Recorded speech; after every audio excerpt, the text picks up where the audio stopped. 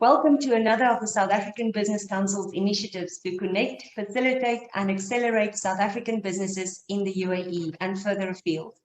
We run a series of candid and informative discussions called Frontline Conversations. And today we are talking to Dr. Haroon Darcy, a well-known South African in the banking sector in the UAE, about what the impact of what is currently happening in South Africa will have on our economy and the future. As we know, South Africa is caught up in a warp, a deeply troubling time, with not only the pandemic out of control, forcing the country in an ongoing severe lockdown, the debilitating load shedding and increase in electricity cuts, and now what the media call the worst case of violence and rioting in more than a decade, and it's spiraling out of control, necessitating armed forces, all very concerning for us as South Africans. And this, of course, has an impact on the economy, the cash, and how we will navigate the future. We have no better one to give us insights than Dr. Haroon Darcy. Haroon is currently heading IT at the Dubai Islamic Bank and is also the chairman of the IT committee in the UAE Banking Federation. He and his family have been residents in the UAE for the last 20 years, and before that, he built his professional expertise in the banking industry in South Africa. Haroon, it's always a delight to talk to you, especially today, and I'm keen to hear your frank views on what the current turmoil will have on our future and the economy. Let's get going right away.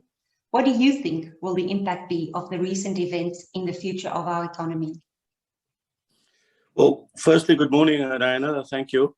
I think at the offset, we must condemn, we must suggest that it is an unacceptable wave of violence that went through the country. There is very little explanation as to why that has occurred. There's varying explanations and a host of defending the anarchy, which I call it, that has happened. But the impact is going to be severe. The impact is not about the looting. The impact is not about the masses that believe that they were hungry, that they supported Zuma, that it was a national activity for them. The impact is going to be severe on all of our population within South Africa. The looting is not is an event that will now spiral into a whole lot of other economic activity. And I think you have 2 or 3 questions to ask me about that. But it is going to be severe, it is going to be concerning, and it's going to be across industries. So what is currently your biggest concern? We were facing the pandemic. We've got electricity cuts. This recent events, the last 10 days, had been plunging us in darkness. What would you say is the biggest current concern for us as South Africans and of the economy in the next 6 months? Diana, the power cuts and the power shortages that we have experienced, or that we know South Africans experience, and have come to live with it, and have come to manage and come to sustain life around it. COVID is a big issue. COVID, the country went through a couple of waves. The current wave that is there is a very bad wave. Thank God they took the current vaccination, which is the Pfizer one, and there's some momentum against trying to inoculate, trying to vaccinate certain people, the age groups. And through the COVID activity, it not only hit South Africa, it hit many other countries and continues to hit many other countries, and will continue to hit more. But South Africa at least attempted to do this. The age gaps, they done it a methodical way, and in my view, that was also going to be a challenge, and it impacted the economy. But I think this activity, this 4, 5, 6 day activity, is probably going to be the most devastating to South Africans for the next foreseeable future. Honestly, again, this looting, this rampage, this image that is being presented about South Africa, again, what will the impact be on tourism? What will the impact be on investment? What will the impact be on logistics? All of these things, what will the impact be on food security? All of these things are now going to come to bear, and it's going to come to bear very, very drastically. I would like to ask you about food security. The feedback that we get from our people back in South Africa is that the stores, the supermarkets, the shelves are bare, the shelves that are remaining. What do you think would the impact be on food security? For me, that's a big concern because food security is a lifeline. Now, with the shelves being bare, it is not about a truck coming in tomorrow morning and refilling that shelves. Where does that truck get that supplies from? How does that truck logistically travel through roads that are now dangerous? How does ports send vegetables? How does the inland activity of the growth and the farmlands get their product to South Africa when logistics is now being targeted by burning trucks? How does the production of that stuff happens when there's no longer fields or production centers or people to buy it? Even if you produce it, who's going to buy it? Many of those stores have now been burnt. Major chains have now been burnt. I tell you honestly, food security is going to be one of the biggest issues. And I see South Africans lining up. In the pandemic, they lined up for toilet paper. Now they're lining up for basics. I'm more concerned about food security than possibly anything else, because it is not about filling the shelves. How does that shelves get filled must be the question that you ask. That's right. That leads me to supply chain and logistics. So the food security, the shelves to be filled. What do you think will happen to supply chain and logistics? I see, through global news and reading, I also see that the major transport routes are slowly starting to open. But it's going to take some time to get these trucks back on road, to get the confidence of logistics back on road. The ports that have now been closed, Durban is an important port. The port that has now been closed. To get trucks moving. Trucks is a big part of logistics. Given the wide distances of cities within South Africa, and given the inland cities of South Africa, including Durban or coastal cities, logistics is the lifeline of transporting, whether that is food security items, whether that is domestic use items, whether that is livable items. And if that is not able to be reinstated very soon, I tell you honestly, those shelves are not going to get filled. And if those shelves don't get filled, then we go into a different set of anarchy, because people will get hungry and people will get desperate. That's true. And of course, then, without a doubt, the inflation will skyrocket. I think you probably saw as well the exchange rate in the last few days were just plunging. On inflation and on prices, we've got a severe inflation rate. Can you give us some insights from an economic perspective on what you think the inflation rate will do in the next few months? Well, those last couple of days, now you're absolutely right. The exchange rate has plummeted, which means imports to South Africa has now become very expensive. We do export, and that might be a benefit for exports, but the net export to import, South Africa even imports maize, and it's supposed to be growing its own maize, basic product. So those costs, the cost of those per product, per gram, per item is going to skyrocket. It's going to become unaffordable for many people. The bread basket of an individual has now become a lot more expensive. And if you didn't have that before, you're not going to have it now. And if you had just made it that before, you're just going to possibly not get a lot in that basket anymore.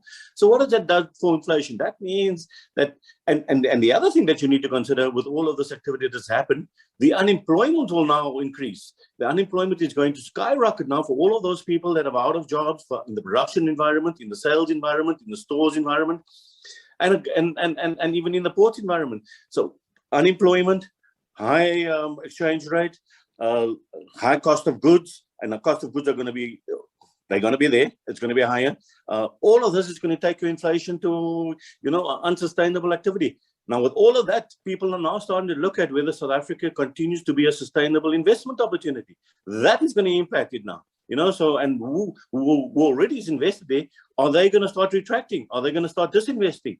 All of this is now going to start impacting, and I'm hoping that our government, I see the president made some reference to this the other day.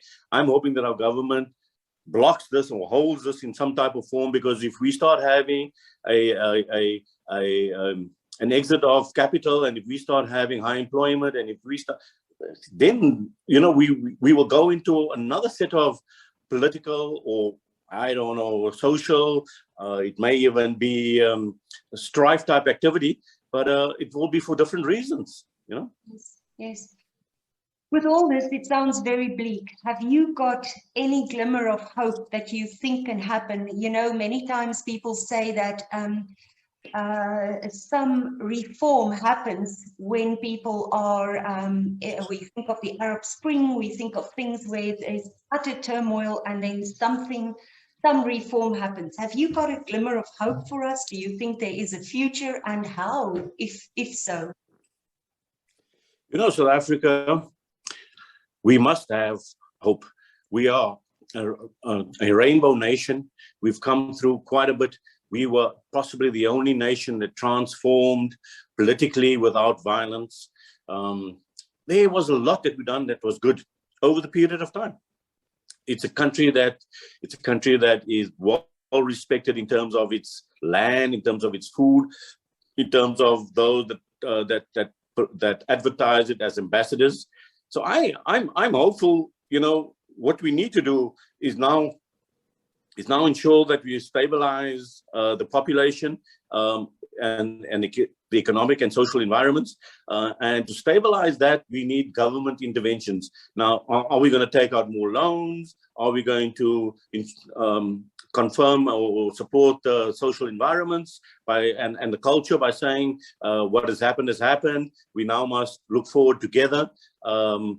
I think there is hope, but I think political stability must now not become talks by various politicians, must now become hands-on implementation activities. Yes, that's true. Arun, so as a last one, with Expo coming up and South Africa wanting to showcase the best of what we can offer, what is your viewpoint as something that we can do in the next month or 2 months to turn this into an opportunity? Well, I think the only way we can turn this into an opportunity and to showcase our great country is to show that we went through this. It was a couple of days. Look how we stabilized it. Look what we are now doing, and look at the events that we have now put in place, plans, processes that we have now put in place to showcase our tourism, because that's going to be a big issue, our products and services that we have, our culture that we have, our beliefs in values, and that's what we must start showcasing. Because, you know, I said earlier on about investment. Many countries rely on investment, and we're going to rely on investment, and Expo is a big opportunity for that, you know. So we are going to have to show over the next 1 or 2 months how we stabilize this and what plans we've put in place to make sure this doesn't happen again, and that we are in a secure environment when it comes to food security, our industries, our security of our people, security of our nationals in various areas, of various cultures, of various nationalities, and the security of our foreign investment and our foreigners. You know, so we need to show that how we put those things in place and the plans that we have in place, because it has happened. People are going to ask the question, why will I do that? Why would I need to come to South Africa? Look what you've done. You can't protect anything. So those are the plans that we need to put in place. I'm certain we have enough skilled competence within the government and within the Expo team to brand South Africa again. This brand South Africa has worked well, so they're going to have to continue to brand and now even escalate that branding. True. Arun, this was very informative, and with you, I can only hope for a better future. I thank you for your time and hope to connect soon. For those of you that want to connect with Arun, I'll add his LinkedIn profile in the bio. And he's also a regular patron at our SABCO events. You can catch him at our first Wednesday monthly meetings at Media One Hotel, or any of the other ongoing initiatives we have. SABCO and Frontline Conversations want to invite you to sign up to stay informed about issues that matter for businesses. I thank you.